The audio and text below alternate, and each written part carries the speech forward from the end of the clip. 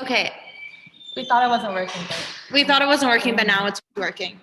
Yeah, but as soon as you click, oh, so it's live now. Yeah. So everyone saw everything.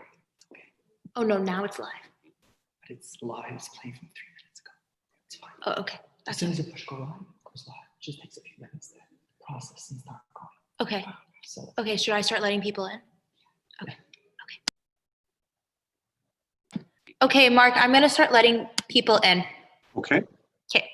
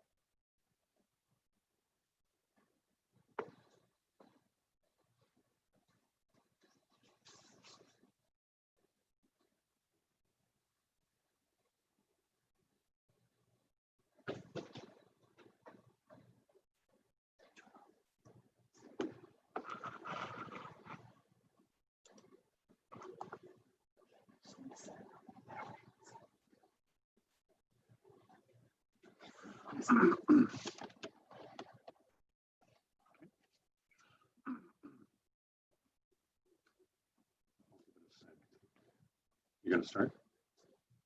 You can introduce.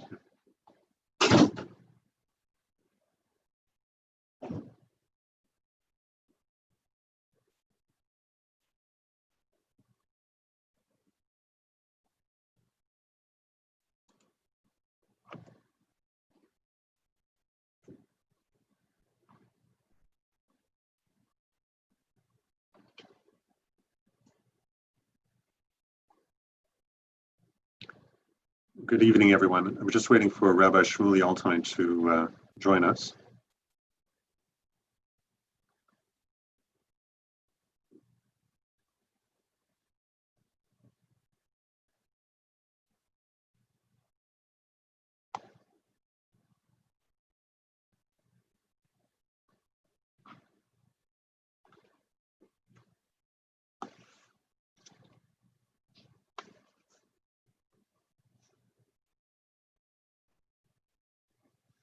Rabbi Shmuley, are you with us?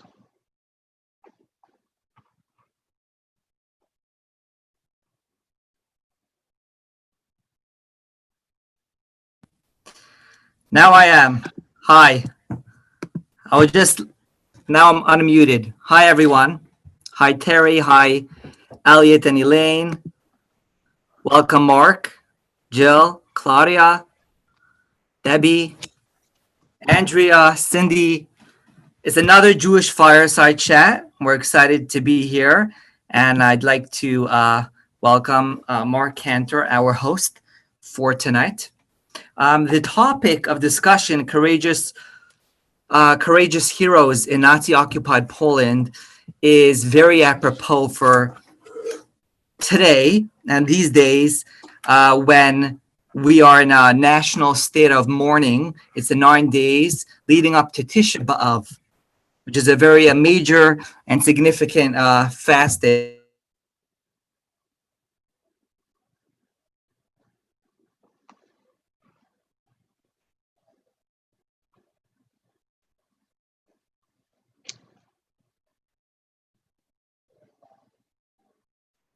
To be able to talk about this. And Mark, please, let's get the program going. Okay, Rabbi, thank you very much for inviting me to moderate this evening's webinar. I'm flattered that you had asked me. Perhaps what I'll do is I'll just very briefly tell our audience who I am. Mark Kantor is my name. I'm the president of the Jewish Heritage Center of Western Canada.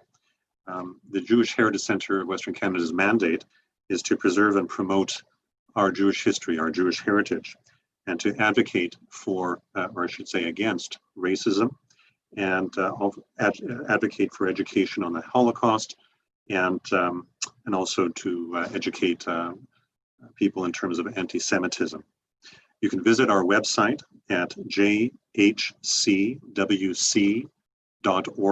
jhcwc.org, to learn more about our organization and all the programs and exhibits that we put on, and also visit our archives. Now, the agenda for tonight, what I plan to do is, first of all, I'll introduce Rabbi Zaklikovsky, and then after doing that, we're going to present a very short video. It's 5 to 10 minutes in length, and it gives a summary of the topic that Rabbi Zaklikovsky is going to be talking about. And then after that, I'll start Rabbi Zaklikovsky with a question, and he'll start his talk. After his talk, you'll be able to ask questions. You can join the chat line and be able to ask Rabbi Zaklikovsky any questions that you might have. So, firstly, Rabbi Zaklikovsky. Rabbi Zaklikovsky grew up in Oak Park, Michigan, where his father serves as Chabad rabbi. Upon completion of his yeshiva studies, he taught at the Yeshiva Gedola of Greater Miami, receiving his rabbinic ordination from Rabbi Pinchas Hirschsprung, chief rabbi of Montreal, and Rabbi Yehuda Yaroslavsky, a leading rabbi in Israel. He served as a student intern, providing educational programs and holiday events benefiting small Jewish communities. He visited cities throughout Eastern Europe and the Far East. Most notably, he directed the world's largest Passover Seder in Kathmandu, Nepal. He's an accomplished educator specializing in Jewish educational programming. He's published many books. He's an expert in Jewish history. His latest book is Out of the Inferno. It is a documentary of correspondence, maps, and photographs of the dramatic diplomatic efforts to rescue the 6th Lubavitcher Rebbe from war-torn Warsaw, Poland in 1939, and how he was brought to the United States. He is currently the lead rabbi at Chabad in Monroe Township in New Jersey, United States, and perhaps of equal, if not greater fame, he is married to, I might be mispronouncing her name, I think it's Chani Zaklikovsky. She's formerly known as Chani Altein. She is from Winnipeg. She is Rabbi Altein Sr.'s daughter, and of course the sister to Rabbi Shmuley Altein. Now, Rabbi Zaklikovsky is going to be talking specifically about how his grandmother survived the Holocaust. But to start, before we start the talk off, we're going to play a very short video, again, which summarizes his topic, or what he's going to be talking about tonight. And then after the video, Rabbi Zaklikovsky will then elaborate or go into, expand and go into greater detail about how his grandmother survived the Holocaust. So if we can now play that video.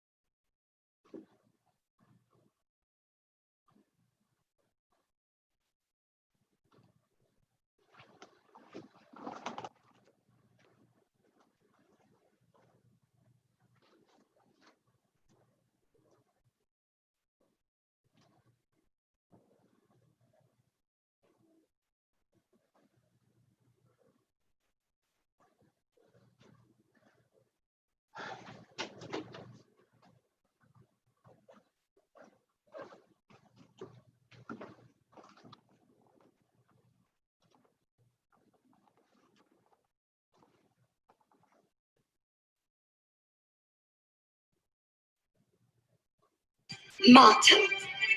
I'm behindthename.com. Motto means powerful, mighty. Under Rizvila's Yiddish name, Motto, Mordechai, the famous occultic master who did not bow down to Allah. Wait, I just turned off my mute. Is there sound now? The power to do the right thing. It is the story of my namesake, Bubby.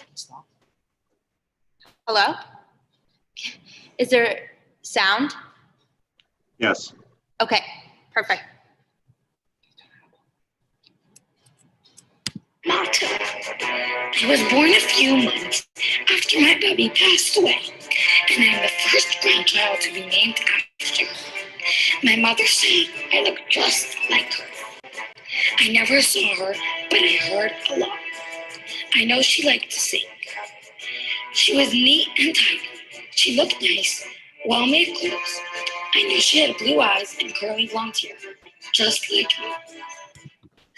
And so my search began. Her survival was a miracle. And she always used to say that if she survives the war, she will marry a Jewish, a Yiddish mensch, which means she would marry somebody from. And she kept her promise, and she did. That's what life was very quiet and pleasant in a small town. My Bubby's house was a very open house. The house was not a one-room lofts weren't invented in Manhattan. They were invented in how much of it? But everybody had one big room, and maybe they had another little room or two, and the kitchens were more or less outside, and maybe an oven in the house, and water was not running from a sink, basically. So it was all in the old style of the small Stadtlach. My great-grandparents, the Zuckermans, according to my mother's knowledge, had a little store where they used to sell bobby pins and clips for the hair and little doodads that people needed for everyday life. I remember opening a book in the Jewish Museum called the Shtetl book, and I saw that Lubartovsky Street. I flipped out. I called my husband over. I said, Jake, look at this. This is the town my mother told me about. Lubartovsky Street is the main street in Lublin, where they used to go shopping, and all the Jewish shops were there. I guess my grandfather arranged it because he wanted his kids to know how to read from a siddur and Aleph Beis and a little Jewish Chumash studies, etc. The war began. My mother was one of 9 children. My mother was the baby in her family. They were all killed out, one by one. How did she survive? They used to run from house to house, and whoever took them in, that's where they would stay. They weren't hiding in attics or in barns. They were in the fields. Like my mother would say, they were hiding in the forest. They were paid very nicely by my mother's father, by my grandfather. They paid everybody whatever he had. My Bubby motto, a story of courage. My Bubby survived. When she was outside, she was always in a very good mood. She was very happy. She always smiled to people. You know, when she was alone, she was sad. Of course, being 4 years hiding took a great toll on her. She was used to be certain things that used to bother her. She was didn't like to be alone. The house had to be full, and people that survived the war, many people, they used to never wanted to be without food, so they used to buy large amounts of foods that they might not have needed. My Bubby motto, a picture of strength. My mother used to say, I'm not afraid of anybody, and if whatever I have to get to, I'll get to. My Bubby motto, a woman who loved and was loved. She loved us very deeply because that's what she had. We were her diamonds. She had nobody else in the world. I always heard the stories from my grandmother about how she ran from place to place, sleeping in the forest, living in an attic for weeks and months during the war. I was in awe of the determination and the willpower and the courage that allowed her to survive. I always wondered, who was that righteous family that risked their lives?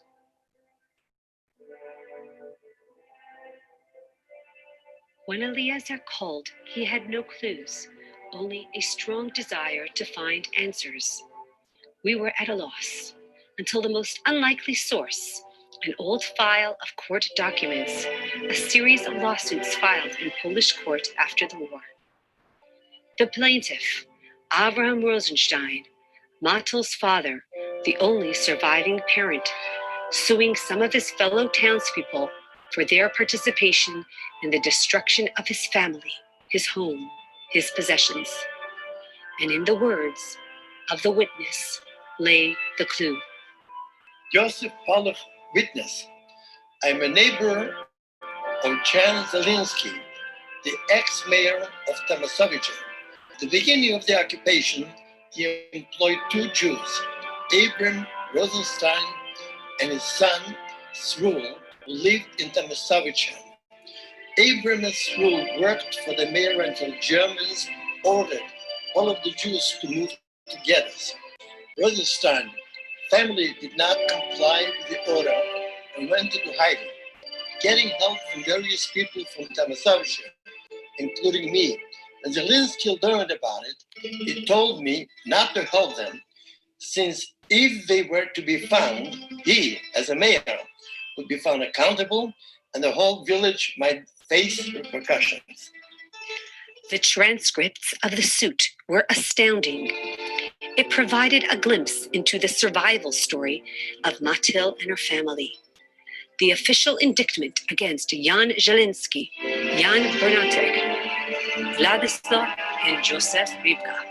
All of the mentioned above during the German occupation were part of one band involved in murders of both Jews and Poles, as well as robbery. The same accused also sent people after Abram Rosenstein in order to kill him, took from him 1,500 zloty, as well as a lot of potatoes. The same Zelinsky in 1942 informed the Germans on where the Tomasovich people gave shelter to Jews. When the Rosenstein family took refuge, Zelinsky wanted to kill them. He begged him on their knees, and if it wasn't for Paluch taking their side, the accused would have done it. And the most crucial information? People from the village said that Paluch risked his life helping him. The answer was Mr. Paluch, a righteous Gentile who had risked his life saving the family.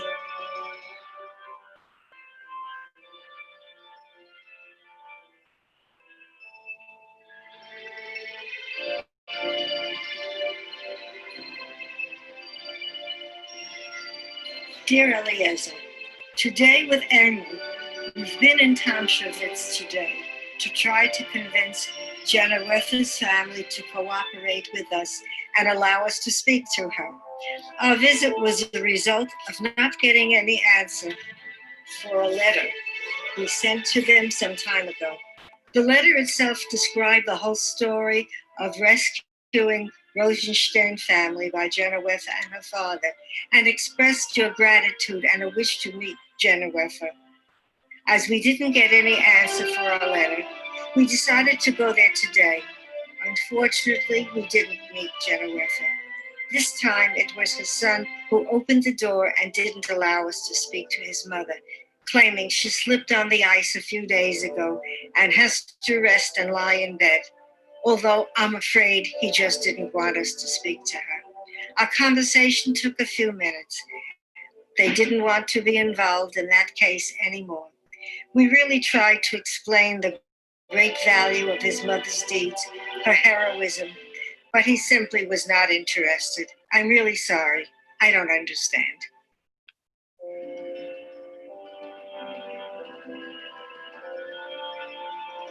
He who saves one life saves an entire one. Our search is now over. Mato's legacy lives on. I think about my Bobby Mato. How did she celebrate her birth mitzvah? What was it like to live up in an attic? Afraid? And here I am today, representing the future. Bobby, with your courage, you have sustained generations.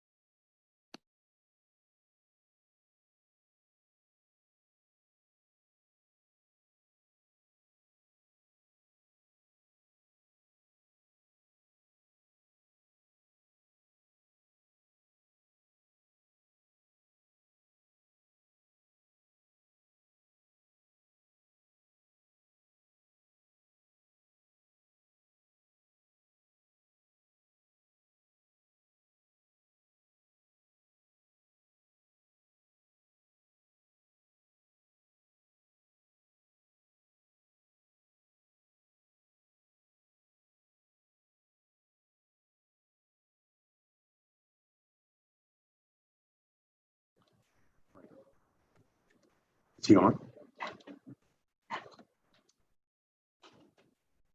Rabbi Zaklikovsky, can you hear me?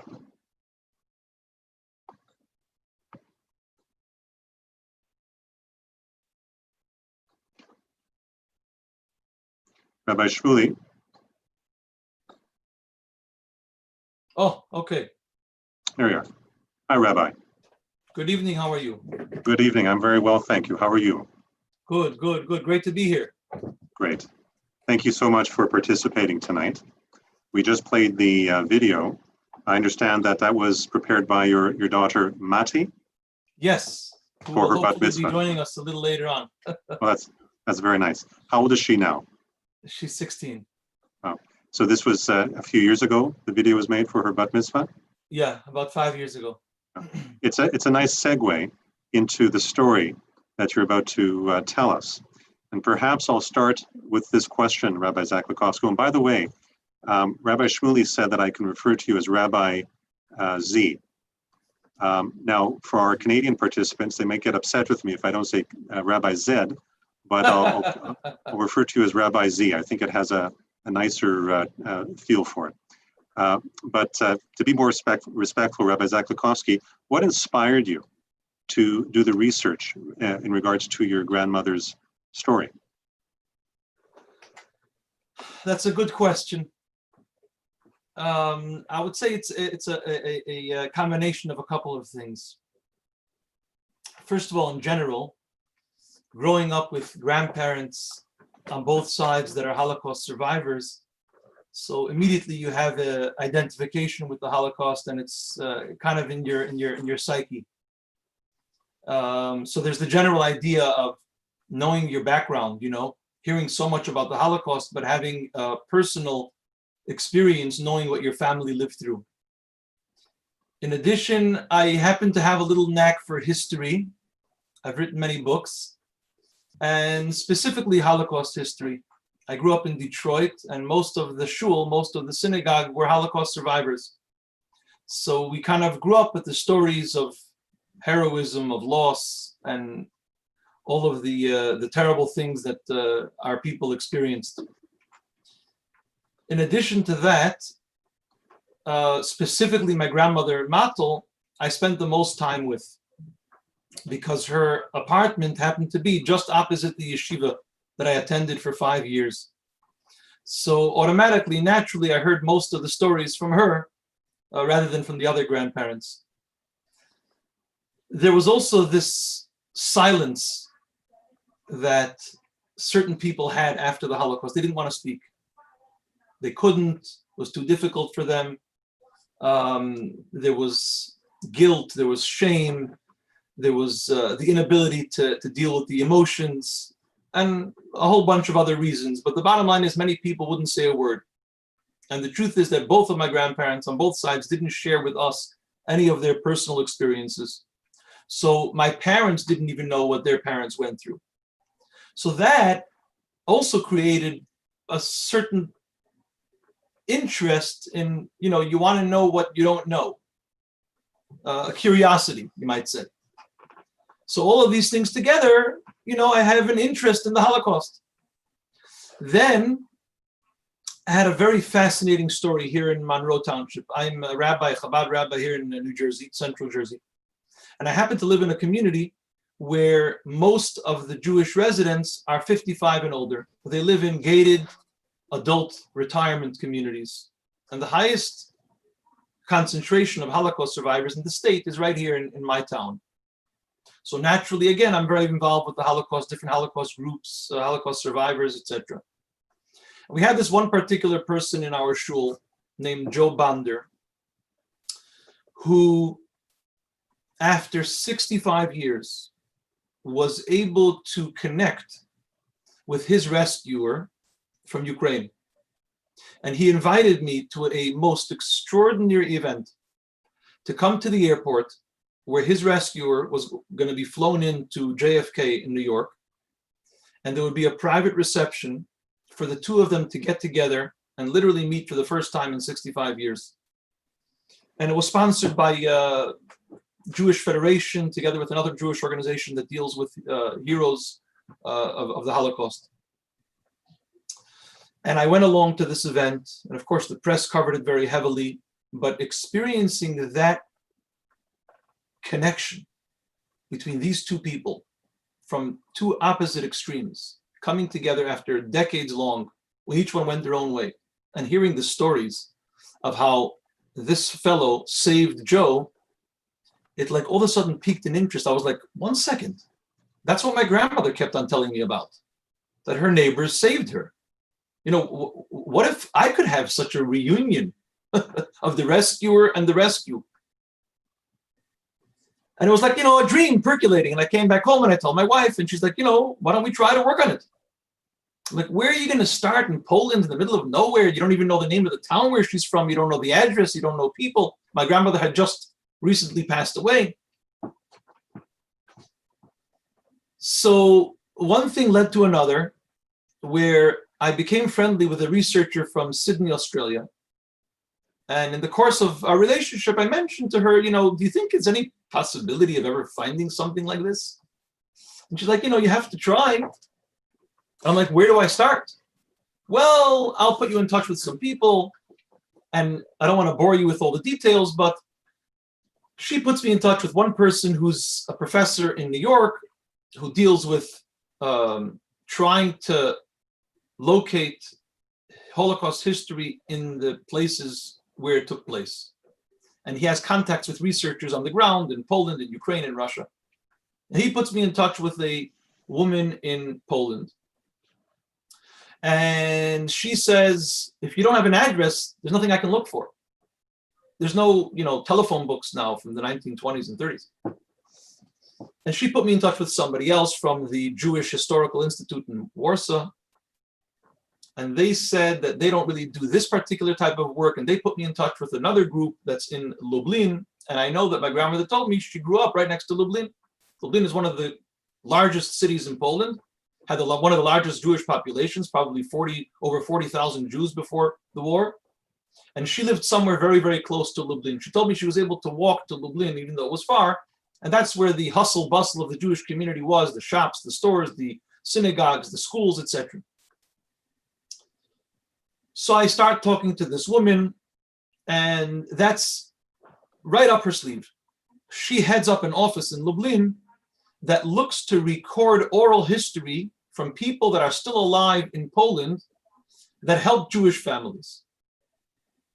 But how do we find this family? We don't know who the family is to go after them.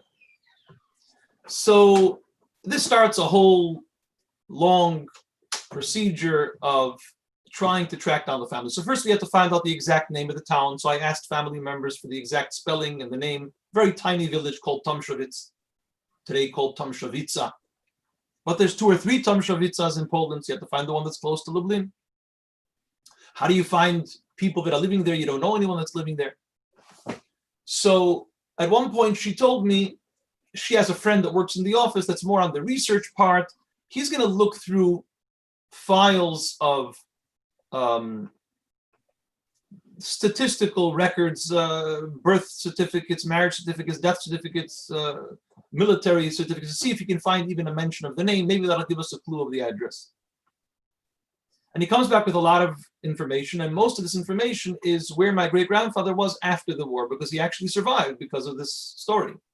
And he continues to live in Lublin. So he has all the addresses in Lublin, above the shul, down the street, etc. But still nothing that happened before. Now that we know the name of the village, the woman tells me, you know, if I get a chance, maybe I'll drive out to the village and I'll ask around if anybody ever heard this name Rosenstein. Had you flown out to Poland at this time specifically for this, or had you been out there for other projects or other things? I had not been to Poland for this project at all. I was hoping to be able to go once we would locate some kind of historical information, or even something I couldn't even dream of, an actual person. So she goes down, she spends the day in the village, and she's asking around about the name, and one person tells her to go to the church, and the priest tells her to go to the school, and she goes to the school. And the principal tells her that we are now working on a display showing 100 years of this particular public school in this little village. Imagine the whole village has maybe, 100 families. The public school is a tiny little building. And we want to show that we had Jewish students. So we dug up a manifest of students, and the names of the students are Rosenstein. So my grandmother's name is actually being posted on the wall in a public school in Tomshavitz. So she comes and she tells me that we have something. I asked the principal if she knows anybody that would remember the family. She says no, but we have a teacher, Sophia, that just retired. She's in her 80s. Maybe you can reach out to her because she's been living here all her life. Maybe she heard something. They come back to Lublin, but Sophia doesn't have a telephone. So the only way to meet her is by going back down there again. So she goes back down there again in a few weeks and meets this Sophia. And Sophia says, I'm not sure that I can help you, but I know that there's a person that's even older than me. She's 90 years old, and she's been living here all of her life. She lives at this and this number 26, and maybe she has some information. So they go straight over to this 26, and elderly woman answers the door, and they asked her, have you ever heard of the name Rosenstein? She says, of course. What have you heard? Well, they lived right next door to us, and we took care of them during the war. This was the woman that we were looking for. This is my grandmother's very close friend, similar in age, next door neighbor, alive and well, memory is sharp like anything. And she's telling this researcher, this Agata, with her friend Emil from Lublin, stories. She calls her Mila and Srul and Chil and Shloime and Meir, and the father was Abram, and the mother was Miriam. And she starts telling them stories. About 20 minutes in, the son comes over to her and tells her she can't speak to them anymore. She throws them out of the house and slams the door. But they had already had enough information to come back to their office in Lublin and tell me, this is the jackpot. We found the family. This is the address, this is the person, this is what Sophia put us in touch with him. And we were obviously flabbergasted. Parenthetically, Emil, the other researcher that's working together with Agata, gets a hold of an index of court cases that take place in Poland after the war, and it gives names, case number so-and-so, this and this person against verse, So the name Avram Rosenstein comes up 3 times. There are 3 court cases that he brings against his townspeople. So I said to him, anyway, we can get copies of these transcripts. He says, we can look to the government and ask permission, and everything's a lot of red tape. What I'm telling you now took years. Every correspondence takes days and weeks and months sometimes. And he tells me we can put in a request, but I have to fill out an affidavit, and I have to give my information and prove that I'm a next of kin, because the privacy laws are very, very strong. No problem. Gave him all the paperwork that he needed. He put in a request. In 2 to 3 months, he should have the copies of the court cases. Okay. Long story short, we finally get all the court cases, and I hire a translator to translate it from Polish into English. And I start reading the testimony, and it's just extraordinary. First of all, you're hearing firsthand information of what happened to your family, how neighbors killed their children, and I'm not going to go into all the details now, but amongst the information in those court cases is a testimony by this Joseph Paloch that he comes to testify that he hid the Rosenstein family in his attic. Joseph Paloch is the father of this woman who the researchers met. He passed away in 1968. His wife passed away in the 30s. So basically, him and his daughter were running the house, and his daughter was best friends with my grandmother. So she brought them in, put him into the attic, and that's how the whole story came about. So now we not only have the family name, we not only met the woman, but we also have copies of the transcripts where it says clearly that Joseph Paloch, her father, was the one that actually hid them. The problem is that the son doesn't allow the mother to talk to us. So we're back and forth with the researchers. What do? She suggests we don't go down there anymore, because if we go down there, she might get upset. They might call the police. Let's sit down and write a letter explaining all of the details so they can read it calmly in their own time and see if they would agree to an interview, not by me, not to meet the family, but to meet the researcher, because they're doing this oral history project to document families that helped save Jewish families. Wrote a letter and sent pictures and everything else. And bottom line is that he said he wants nothing to do with it, the son. He just didn't want to respond, didn't want to cooperate in any way. Just around that time was my daughter's bas mitzvah. And I said, if anything's going to happen, it's going to happen now, because, she's named after her. And we finally, made contact with the family. Let us use this opportunity to express our gratitude, because now there's 100 descendants just from this one person who she saved. And imagine what that is for them to feel what they accomplished. And yes, they risked their lives. And yes, they may have been paid for it. But the bottom line is, they did a tremendous act of kindness for which we are grateful. So I sent them back to the house with an invitation to the bas mitzvah, with a bouquet of flowers. And just so happened that the son was away. So the mother took them in very warmly, and she started to share stories. And it's a lot of details. We're pressed for time. But one of the things that she told them was that she'll never forget that her father, every Friday night, would take out a very special bottle of schnapps that he had put away, and he would fill up a cup and he would send it upstairs to his friend Abram to be able to make Kiddush for Shabbos for Friday night. And she remembers it, although she's Catholic, but this stood out in her mind that her father should want to give away his most precious possession, which is the schnapps, to be able to allow this man to keep his tradition of making the blessings on Friday night. She explained that they were both poor, and poor people help poor people, and it wasn't something that they thought too much about. It was just natural. They were friends. They grew up together. Obviously, when something like this happens, when your life is in danger, of course, we're going to do whatever we can to save them. She shared that basically during the winter months, they lived in the attic, and during the summer, they lived in the woods. And she recalled another interesting story. Anyone that came to the door was immediately a fear of, what's going to happen here? Are they going to kill us? Who's at the door? Is it someone that we have to be afraid of? Is it the Germans, etc., etc.? And this is, this was the constant fear that people lived with every single day, especially if you were in a situation where you had people that were living in your house that were illegal.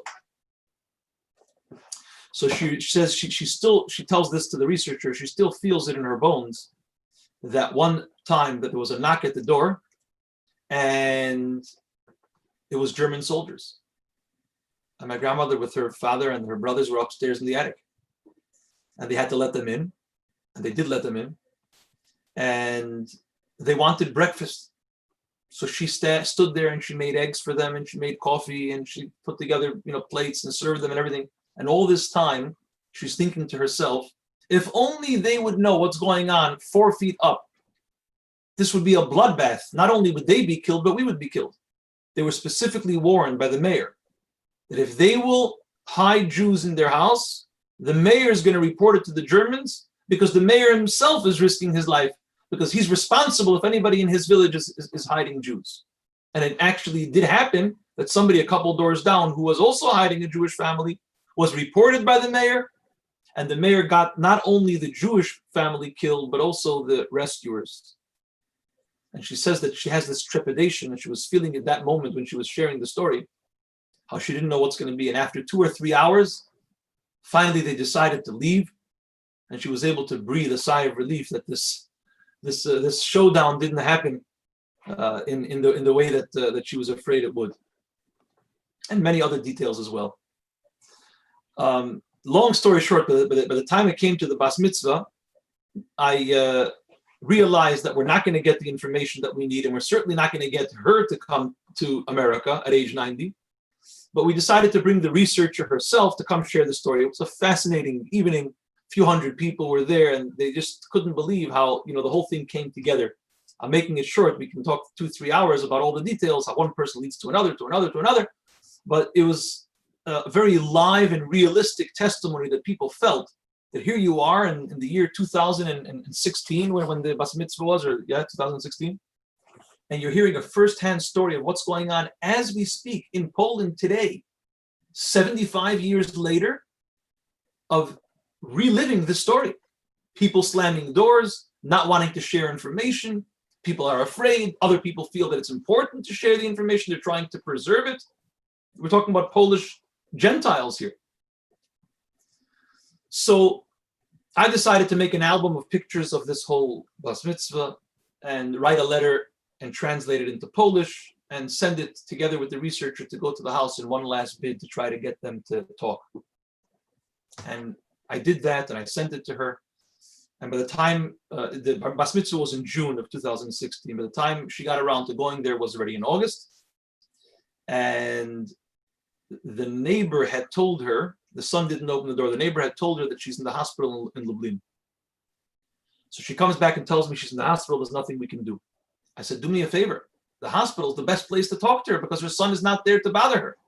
Go to the hospital, find her room, and that's where you can interview her. No, there's privacy laws here in Poland. You can't just walk into a hospital. It's not like in America. In fact, there's 4 hospitals. I said, I'll pay you for the day. Go into every one of the 4 hospitals until you find her. Rabbi, you're so persistent. You're so persistent. I said, this is our only chance. Who knows how much longer she's going to be alive? And now we have an opportunity to talk to her, and her children are not around. Goes by a week or 10 days, and she finally gets time to take off a day and go visit the hospitals. And the first hospital she went to, they told her that this is the hospital that Genowefa Wawarska, that's what her name is, was here, and she had just passed away a couple of days before. Oh. So that kind of was the end of this chapter. I was happy that we were able to connect with her, and I was happy that I was able to bring our gratitude through this researcher on behalf of our family. The closure that provided was extraordinary. And of course, it meant a lot to my whole entire extended family that we were able to do this. Why nothing was done all these decades and my grandmother didn't tell us the name and didn't keep, contact with them as closely, we'll never know. But for me, it was the opportunity to bring a close to this very, very meaningful chapter in the history of our family. Now the question was, how do we keep up with the family? So we had known that in addition to the son that lived with the mother in Tomshovica, there was a daughter that did not live with the mother, and she lived in the actual city of Lublin. How do you find a woman if she's married to somebody with a different name? In Poland, it's not like everybody's name is listed on whitepages.com or Google, that you put in someone's, the privacy laws, the identity laws are very, very strict there. It's kind of like, communist type. So we really had nothing to grasp onto. And I kept on pushing the researchers to go back and knock on the door and see if the son would talk, and it didn't help. And the priest even tried speaking to him, and that either didn't help. Finally, she told me the only thing you can do is you can hire a private investigator and see if he can find out the name. Okay. So I hire a private investigator, and literally within 2 days, he comes back to me. He says, the daughter's name is Christina. She lives at this and this address. She has a son, Daniel, who just graduated law school. He works in this and this law office, and this is his phone number. I couldn't believe it. So I call up the number immediately. I figure someone who's a law student probably knows how to speak English. He's not answering. I send him an email. He responds back, I know who you are. We know who your family is. We know the whole story, the whole history of the Rosenstein family, of the Holocaust. We know what my grandmother and my great-grandfather did for your family. And he starts also sharing details. He says, I'm not comfortable speaking on the phone yet, but let's communicate through email. If you want, share me some information about your family, send me some pictures, and we'll start a communication. And this started for over a course of many, many months, throughout late 2017, beginning of 2018. And we became quite friendly with each other, although not speaking on the phone, only through email. And basically what he told me is that his uncle, who's living in the house in the village where everything took place, is really still living in that time. He hasn't gotten over the time period of World War II. And that's why he doesn't want to speak to you, because We don't like Jews at that time in Poland. And even though there were some families that did save Jews, others did not. Most did not. Not only they did not, but they were accomplices and they were involved in killings and murders, etc., including in my own family. And he just doesn't want to have anything to do with it. His neighbors are all part of that same perspective as well. They never came into the big city. They're living in the same place, the same time. It's like in a time warp. So don't even bother with him, he tells me, because you're not going to get anywhere. I was like, okay. He was very, very nice, very friendly and everything. Just so happened a few months later, my wife's brother, Mendel Oldtime, who I believe took up residence in Winnipeg just in the last couple of days, gets engaged to a girl in Israel. So we have to go to Israel for a wedding.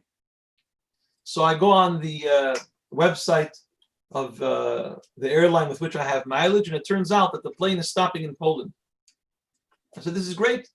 Maybe Daniel, the son, would agree to meet me so I can thank him and his family in person. So I email him that I'm coming and I'm stopping in Poland. Would there be any way that we can get together for a little while? He says, of course. That would be a tremendous honor for us. We start to coordinate the trip. Just so happens that the airport is a couple hours drive from Lublin, called Rzeszów. And we're going to spend there. There's like an 8-hour layover between the flight from Israel, stopping in Poland, continuing on to New York. So after the wedding, on the way back to America, we're going to stop. So here's where I would like to share the screen. If Rabbi Shmuley can help me do that. Let me push share screen and see if I can do that.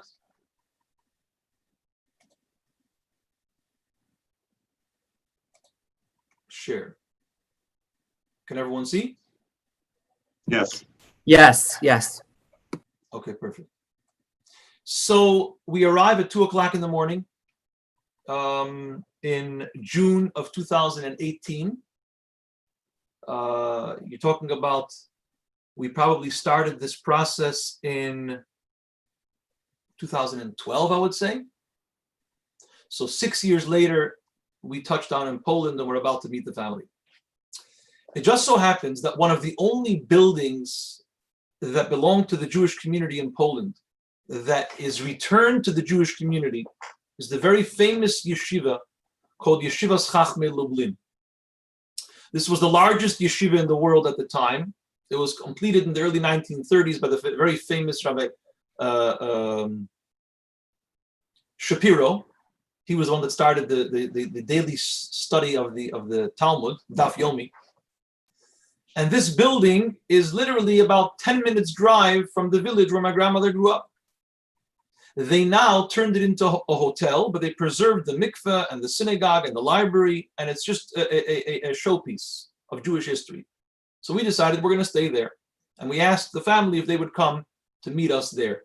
What you see here in the picture is me and my wife, Chani, who happens to be Rabbi Oldtime of Winnipeg's daughter, together with Daniel and her mother, Christina. They come to meet us at the Yeshivas Chachmei Lublin early in the morning and introduce themselves. We then go inside and we sit down with the two researchers, Emil and Agata, and they are translating between us and them. Daniel speaks a little bit of English, his mother speaks nothing. And it's just very hard to describe the emotions that are being felt at that moment. You're talking about connecting 100 years of history in that very moment in the flesh between two families that have been separated for 75 years and whose lives are owed to one another. Very hard to describe. But it was just an extraordinary meeting. They were quite formal and reserved. I wouldn't say cold, but not the most warm either, because they had no idea what our agenda might be. Why are we here? What do we want from them? What are we doing here? But they realized that, our intentions were good. We had already been corresponding for a long time, for many, many months. Daniel's a little bit more open-minded because he's of the younger generation. His mother was a little bit more apprehensive. And we had a great, a little breakfast together. After the breakfast, Christina says to me, would you like to visit my parents' home in Tomshavitza? I said, of course. That'd be wonderful. Okay, let's go. So we come outside the hotel, the yeshiva building, to flag down a taxi, and we're all driving together to Tomshavitz, together with the two researchers. One of them is also photographing and videoing this event. On the way, she explains me that her brother knew that we were going to be coming because she told him, and he decided to conveniently leave town for a day, and he's not home. He did not want to be any part of this, but she insisted on bringing us there to show us the place. So here we're driving to Tomshavitza. Doesn't take a long time, but it's out of the city of Lublin, so you're kind of like in the middle of nowhere. We come to the place where my great-grandparents' house stood. Now it's empty. This is the field that's adjacent to the house of the Paluchs. And one of the testimonies that we see in the court documents is that the house was burned down by some of the neighbors. And my great-grandfather is demanding back the money and the possessions that were burned because he knows who did it, and he knows when it was done, and he has it, the dates, etc. He watched it burn, etc.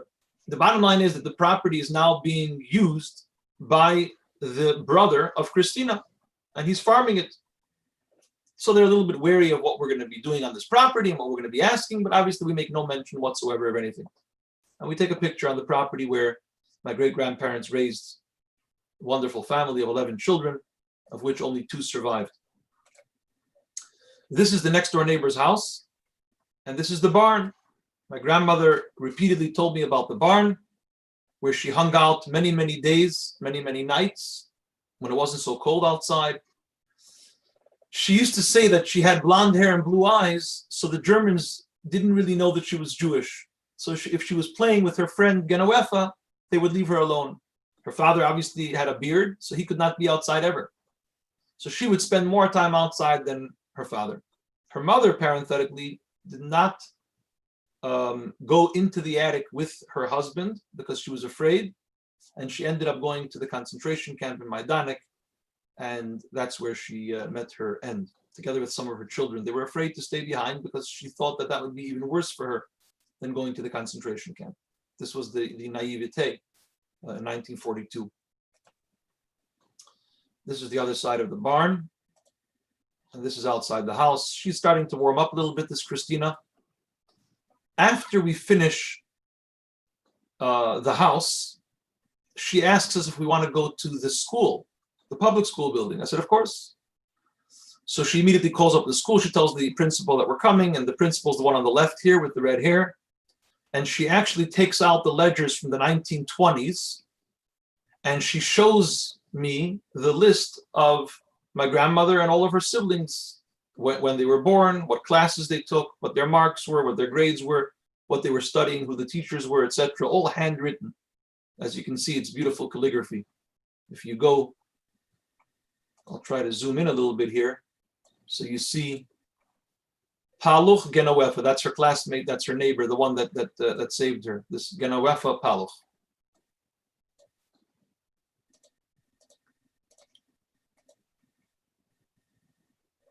I think I may have just lost my ability to continue sharing pictures. Oh, here we go. Then she takes me to the display on the wall.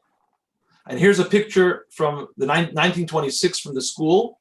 And she says to me that there's a couple of Jewish kids in this picture. And if you look closely, you could see Jewish faces, although I don't know if any of them are my grandmother or any of his brothers or anything like that, because there's no names on the picture. But clearly on the display, you see the list of the Rosenstein family, and it's just unbelievable. You walk into a public school today and you see a list of names from the 1920s. As you see over here, Lazer Rosenstein, my name is Lazer Eliezer, Srul Rosenstein, Shlomo Rosenstein, Israel Rosenstein, etc. Rabbi, I apologize. I'm interjecting. I'm sorry. Please interject. Please cut me off. I've spoken much too long. Go ahead. No. I just want to check with Shmuley. Shmuley, can we go beyond the 1 hour? I think so, yes. Okay. Rabbi, what you're telling us is just so amazing. I'm riveted with what you're saying, and you know what? I'm going to be upset with Shmuley now that we didn't book this for 2 hours, if not more. I could hear you listen to you talk all night, but unfortunately we are limited for time. This is such an amazing story. And one of the, I have now several questions that the listeners have sent me. And I wanted to try to interject with maybe some questions. Please do. I'm gonna turn off the share screen. If we have time later, I'll go through the rest of the pictures. If not, then we won't. Well, okay. Maybe just a few questions right now, and then maybe, and if we have time, we can go back to those pictures. One of the burning questions that I had for you was one that you've actually answered to a large degree. Why do you think that the son was so resistant? I think you've answered it, but it does sound like it sounds like he was concerned that there might be an agenda to perhaps retake or to get back some property. Did you feel that way? I did. It's a loaded question, and really it's quite complex. Yeah. I've come to learn that over my years researching in Poland. Like in everything else, there's different perspectives, there's different opinions, people have different feelings. The general climate in Poland today is that we had a very rich Jewish history here, and it was taken away from us, not by our own doing. And the famous law that was passed in Poland, that if you talk, against them in terms of them causing the Holocaust, etc., with Israel. I don't want to go into all the details of the political side of it. But for the most part, the Polish people are trying to frame it as a fascist movement that took away their freedom and took away the culture that existed in their midst, which is the Jewish people. Now, it's nice that they're trying to do that. The fact is that it's not like that. There was plenty of anti-Semitism amongst the Poles themselves. But at the same time, there were many, many Polish people that lived in great harmony and were very close and very friendly with their Jewish neighbors. So the general climate in that village was one of anti-Semitism. There's no question about it. When we were driving, so some of the names of the people listed in the court case came up. And Daniel says to me, you may be surprised to know that these people and their descendants are still living in the same place, in the same houses where they were. So if this Joseph Ribka is being indicted for murdering my grandmother's brother, Srul, with a pitchfork, we drive by the Ribka house, and he says, this is Ribka's house. And I said, come, let's go. I want to go meet them. No. You can't do that. I said, why not? He says, because till today, people are afraid to associate with the Ribka family because they're drunkards and murderers and criminals, and people don't want to have anything to do with them. 75 years later, third generation is telling third generation. Daniel Chichowski is telling Eliezer Zaklikovsky, 75 years after the Holocaust, that in this very house where the grandfather killed a Jewish person, we still have what to fear. So picture this. Neighbors ransacked my great-grandfather's house. Whatever they took is still in these people's houses. The fur coat, the furniture, the jewelry, whatever it might be, is still there. This guy doesn't want to have to deal with having to answer to his neighbors, why are you associating with those very people that we finally got rid of? He doesn't want to have to deal with the backlash. He wants to get along with his neighbors. And the culture there is not to be friendly to Jews, so why all of a sudden introduce a Jew into the village? Well, you can get a gold medal from Yad Vashem. He doesn't want it. He doesn't want to be recognized for the fact that his grandfather or his mother saved a Jewish family, because that's not the climate in town, and he has to get along with his neighbors. So if that's the short end of that answer. That was very articulately put, and I appreciate that. There's just some other questions, perhaps more direct questions that will generate specific answers. How long did your grandmother and her family live with, am I pronouncing the name right, Palak? The Palak family? Palak? How long did they stay there? From 1942, the German occupation came to Lublin in 1942. I believe it was in November time, October, November time after the holidays. And yeah, go on. And till the end of the war, basically, till early 1945. And so it was your grandmother, and you mentioned her brothers. Correct. And her parents as well? So your great Her mother did not go into the attic. Her mother, there was an order that was given that everybody should come to the town square in Lublin, and that's where they're going to be rounded up and sent to the concentration camp. My grandmother's mother did go with some of the younger children. Okay. My grandmother, her father, her oldest brother, and two other brothers did not go. Of those 5, 2 were killed by the neighbors during the war. Wow. And your great grandfather, obviously he survived after the war. What happened to him after the war? So he went to Lublin. He tried to make a place where people can come daven. He lived and worked and operated in the shul, and it basically became like a hub for survivors to meet each other, just to have some semblance of life and start to rebuild again. He ended up staying in Poland, even though my grandmother moved on, got married, and moved on to the DP camps in Germany, and her older brother, who survived, ended up going to Israel, but he stayed until he passed away in the end of 1951. We were able to find the shul where he worked in, because those addresses were pretty clear, because it's after the war, and we visited that as well. It's another whole chapter in this. Yeah, well, that's incredible. And I'm interested, I'm a lawyer myself, and in terms of those lawsuits that your great-grandfather had made after the war, what came of those lawsuits? Do you know? Basically nothing, because, I mean, it was a kangaroo court. The Russians came in. It was communist rule. You were led to believe all kinds of things, but the reality was that there was no justice. So they didn't have the capacity nor the interest in prosecuting people, and certainly not bringing people to justice. And for what? For killing Jews. That was the last thing that worried them. So they went nowhere. But at least we have the transcripts, and you see the effort that he put in, and the lengths that he took to try to seek justice, and quite courageously, I might say, because in Poland of 1947, 1948, that was quite a hostile place for a Jewish person to be trying to seek justice from his neighbors. They could have killed him in the middle of the night. But yet he. That was a very unique situation. It wasn't common for that to happen after the war. Correct. So how old was your grandmother during this time that she stayed in that house? She was 18 when the war.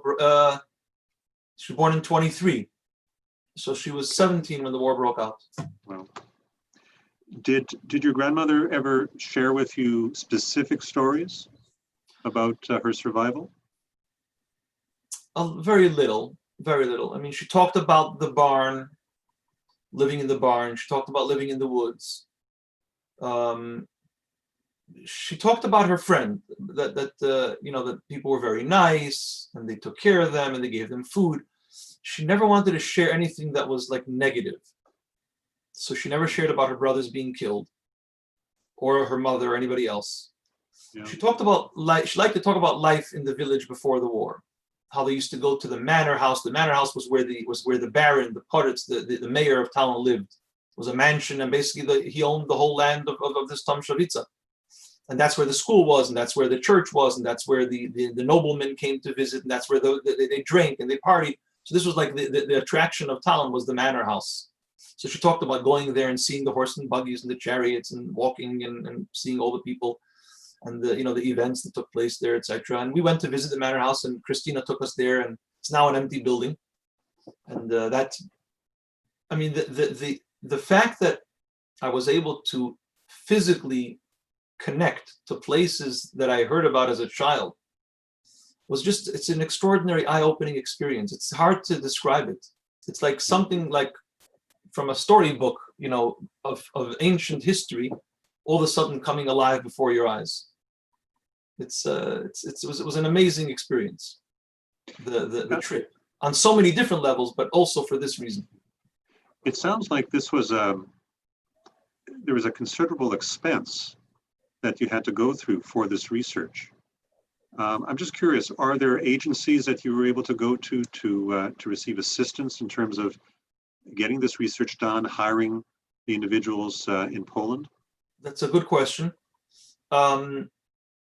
Compared to the American dollar, it's not that expensive, because obviously in Poland people are earning less. But to answer your question, the Polish government set up a number of different historical societies specifically for this purpose. Part of their propaganda, you might say, to try to make Poland look good, is that they've hired researchers being paid by the Polish government to help people just for this exact reason. There's nothing that the Polish government wants more than to be able to highlight the Paluch family that saved the Jewish family. So anything the researcher did for me, they didn't charge us, because that's their job. They're recording oral history. If they had to do certain research that was out of their realm, so they would charge me per hour, but it was minimal. But for the most part, the Polish government is sponsoring this. I might also add another thing, even though it's not really part of the story, but they just built a $50 million Jewish museum in Warsaw, not just, I mean, a number of years ago. And that is a masterpiece of Jewish history, and at the same time propaganda for the Polish government. It is something that any Jew, no matter what your background is, will be extremely proud of. The research is phenomenal. It's 1,000 years of Jewish history in Poland. It's just exquisite. I would say it's worth to take a trip to Warsaw just to see that museum. It's out of this world, something just, the way they connect, I mean, just unbelievable. Using modern technology to recreate 1,000 years of Jewish history in Poland. So these are the type of things that the Polish government is doing. They want to attract the Jewish tourism. They want to create a good feeling, a warm feeling for people to want to visit. There were many, many groups of people during my couple days that I was there. I ended up extending my trip a couple days, that were all there for the same reason, looking to explore routes. And the Polish government welcomes that. And the way they do it is by trying to provide help through all of this research. Interesting. Rabbi, I'm going to ask you if you have the time, can we see the rest of the photos? Yes, let's go back to the photos, and then I'll end off with a couple of words for my daughter, if I can get her. Okay.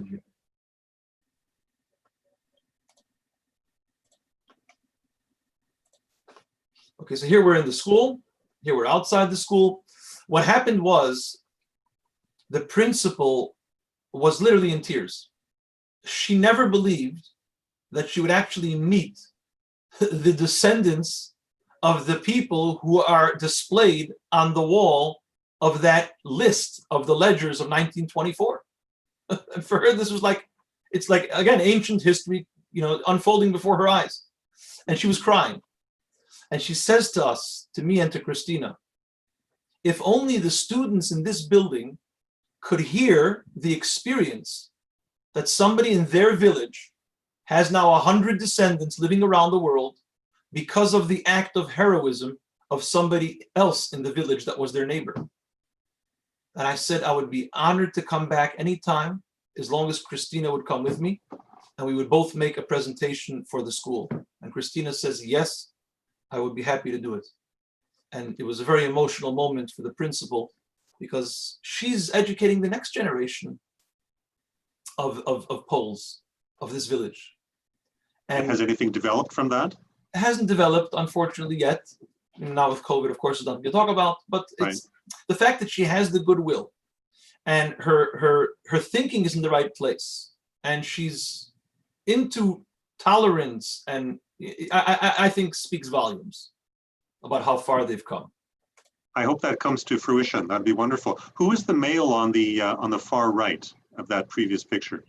I've seen him in a few of the pictures. He's one of the researchers. Emil. Oh, he's one of the researchers. Okay. Yeah. Also became driver, also became photographer, also became videographer, also became translator. Okay. Okay, this is the manor house that I told you about. That is part of my grandmother's youth because it was the only building in town where there was some kind of action and people. So, standing in front of the building. And it just so happens that her two brothers and her father, for a couple of months during the war, they worked for the mayor. Before the Germans actually warned them that they're going to kill anybody that's hiding Jews out, which was later in 1943 already, for the first year or so, there was still neutral relations. So basically, since they didn't heed the order of the Germans to go to the roundup, the mayor gave them a job and they would do work around the manor house. Landscaping, cleaning, this, that, etc. So part of their survival also surrounds this building. After we finished with the manor house, the woman, Christina, asked me if I would like to visit the graveside of her parents and grandparents. And I said, absolutely. I would like to say a prayer there, and I would like to say thank you to them for rescuing our family on behalf of all of our extended family. And that was a very emotional moment as well. Here we're standing by the grave. The way they bury in Poland is they bury couples together in the same grave, and they bury the next generation on top. So there's actually layers. So Joseph Paloch and his wife are buried here, and on top of that is Genewefa and her husband are also both buried in the same place. When did they die, the parents? Joseph Paloch's wife died before the war in the mid-30s. As I mentioned, that Joseph and his daughter were the only part of their family. Joseph passed away in 1968. Yeah. Genewefa got married in 46. Her husband probably died somewhere in the 70s, and she passed away just recently. Okay. So there was a certain coldness with them throughout the visit, a certain wariness, you might say. After the visit to the cemetery, they literally melted. They could not believe that a Jewish rabbi is in a Catholic cemetery reciting prayers over their parents and grandparents. They were just completely speechless. Daniel came over to me afterwards in the entrance of the cemetery, and he's very reserved and very formal. I don't know if you could see in the picture. He's not like the party type. And he literally embraced me with no words. That's how emotional he was. All of a sudden, it just all came together. And I actually have a video of it. I'll show you. And the whole relationship changed after that, after the cemetery visit. And I felt that it was extremely important. So you have Palochovi is the bottom one, and Wowerski is the top one. So Genewefa is the one over here, the picture on the bottom, and her husband is the one on top. The Palochs, they don't have a picture because they passed away, as you can see. Anna passed away in 1937, and Joseph passed away in 1968. Rabbi, I appreciate that. Again, you might consider this a loaded question and a difficult one to answer, but when you describe them as their mood, I think you used the term melting away at the cemetery. Do you think it's because it removed any sense on their part that you had some hidden agenda? And yes. You were there strictly out of, just a feeling of just wanting to pay your respects, to this family. Yeah. Yeah, I think that's what it was, because there's a certain bond that people have with family, and especially family that is no longer with them. And when they come to a cemetery, they feel that connection. And if you're able to identify with it, it touches a chord in them that's, just beyond, the here and now. And I think, yeah, you're absolutely right. They felt that it was genuine, and it was just a display of gratitude, and yeah, it changed the entire mood. Yeah. Rabbi, very quickly, there's a question here. Did you have the opportunity to visit Brama Grodzka Yes. Gate in Lublin? Yes, I did. Yeah. Very extensively. In fact, Emil and Agata, both researchers, are full-time employees of Brama Grodzka. Who asked that question? Kerry. Has he been to Lublin? I'm not sure. How does he know about Brama Grodzka? You know what, Rabbi? There's the chat line, and I'm just the question was placed on my computer, so I'm sorry I don't. That's know. very interesting. Most people have never heard of it, but yes. Oh, and I just had a response numerous times. Oh wow! So presumably he or she. He can identify with everything I'm saying. Brahma-Grodzka is a government organization. Now, I don't want to get into all the details, but there's different factions within Poland itself, and there's different gubernias in different areas. It's not like in America where there's one government. There's like an independent government, so to say, for each region. And not all the regions have the same feeling. The Lublin region area is very into preserving Jewish history. And they've expended a lot more government funds on this project than other regions. So the Brahma-Grodzka is a typical example. It's a little museum, and it employs a bunch of people, and it spends vast amount of money on recording oral history because they feel the importance of it. And these two researchers work for Brahma-Grodzka. They were with me throughout the whole project. Okay, after we finished with the cemetery, he says to me, "Would you like us to show you the woods where your grandmother hid out during the summer months?" I'm like, "What do you mean? I thought that was right next to the house." She says, "No. Next to the house, the Germans would fly over with planes. They would be able to detect them." So I said, "Where could it be?" You know, like where? He says, "We'll come in the car and we'll take you." And it was quite a drive. And I started to realize the geography of it. It was maybe, let's say, 2 miles away, 3 miles away. And going through vineyards and orchards and fields and all kinds of, farming estates. And finally we get to the back of it and we're driving down this dirt road and he says, "Here we are." And he takes me into these thick woods that you cannot see the sky when you're in there. That's how thick it is. And he explains to me this is the reason why they hid out over here, because the German planes would fly over and they had these big lights and they could detect you. So when it was too hot to be in the attic, they can literally spend weeks on end in the woods. And her mother, Genovefa, would walk from her house with a pail of water and with another a pail of food, and would bring them food every couple of days. And I walked into that woods. I just broke down. I mean, you're standing in a place where somebody lived for months on end, sleeping on the ground, not knowing if they're going to wake up in the morning the next day or they're going to be shot, killed, and no one's going to ever know they existed. It's hard to describe. This is the woods. This is the cemetery in Lublin. Obviously, my great-grandfather is buried there, although we don't know where, because a lot of the gravestones have been defiled or rubbed out, or they just evaporated over time. But obviously, he's here, and we did a prayer here. I think that's basically, yeah. From there, I went to Majdanek, because obviously my great-grandmother and some of the other children were killed in Majdanek. So I spent some time in Majdanek. Majdanek was one of the worst, if you know. And specifically that place in the back over there is where all the crematoriums were and all the ashes were. And that was obviously a very emotional thing as well. This is the video of the prayer at the cemetery.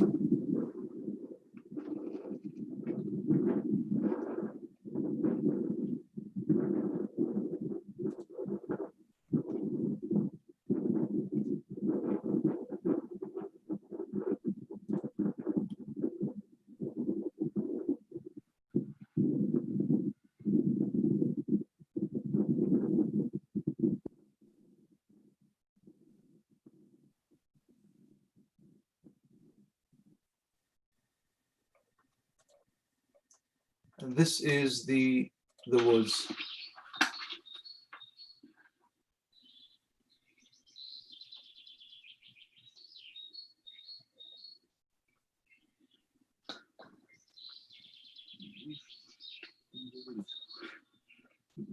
Może ja wam zrobię zdjęcie, jak idziecie po tym lesie, co? Taki filmik może.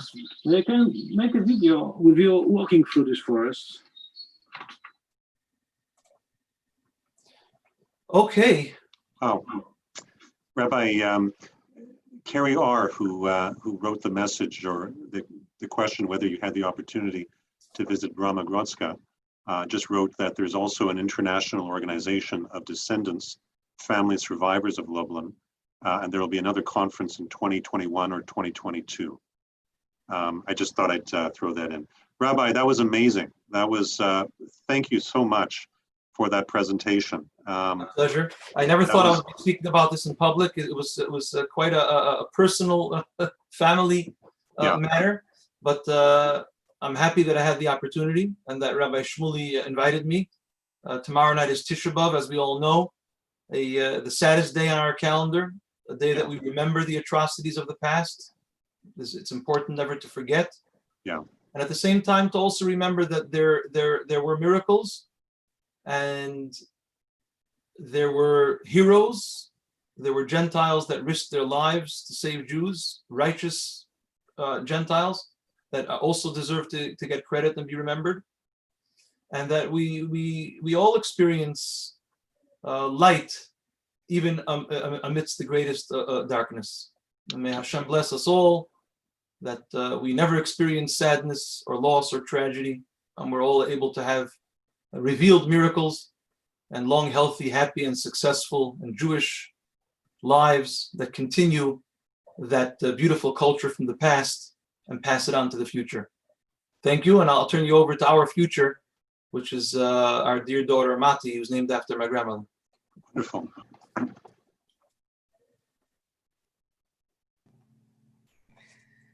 Good evening. My name is Mark Zaklikovsky. Growing up in Monroe Township, New Jersey, knowing that I'm the first to carry my paternal grandmother's name and arriving only a few months after she passed away was always something special. When my parents started discussing what to do that will make my bat mitzvah unique, we tinkered with the idea of trying to make contact with the family who rescued her. I kind of thought it was a nice dream, but not really something practical. However, me and my father are not ones to give up. He works tirelessly, and with the help of a team of dedicated researchers, he was able to find the family. The ultimate dream was to bring the daughter of the rescuer, Genoefa, who was close friends with my bubby, to the bat mitzvah. However, that was pushing it a bit as she was close to 90 years old. Second best was to have the lead researcher come and share details of the discovery story at the bat mitzvah. And that really made it special. People still talk about it all these years later. The entire project taught me some very important life lessons. 1, the ordeal of what our family and our people suffered through the Holocaust. When it's especially your own family and grandmother, it makes it much more personal. 2, the self-sacrifice to keep her religion, even under the threat of death. What a lesson in knowing what our priorities are in life. Number 3, seeing that even in the most extreme darkness, there's always light, and we can never allow any challenge to take us down. Number 4, miracles can happen. I'm proud of my namesake, and I feel that I carry on the legacy of strength and courage as I try to emulate her every day. Thank you for the opportunity to share my story, and may we all feel the deep connection we have with our ancestors and truly give them nachas. Thank you. Good night. Thank you so much, Mati, and Rabbi Zaklikovsky. Thank you for sharing your personal story. I have many messages here about how enlightening and how amazing that story is. And Rabbi Zaklikovsky, thank you for those wonderful blessings, and truly that these people who risk their lives, and as a result, dozens, if not hundreds of descendants who are contributing so much to our world and to the Jewish faith and Yiddishkeit, and it's just wonderful. Thank you so much. Rabbi Shmuley, maybe I'll just turn it over to you. A special thank you to you, Mark, for doing such a fantastic job in navigating this evening with dignity and professionalism. Thank you, thank you, thank you. Thank you, thank you.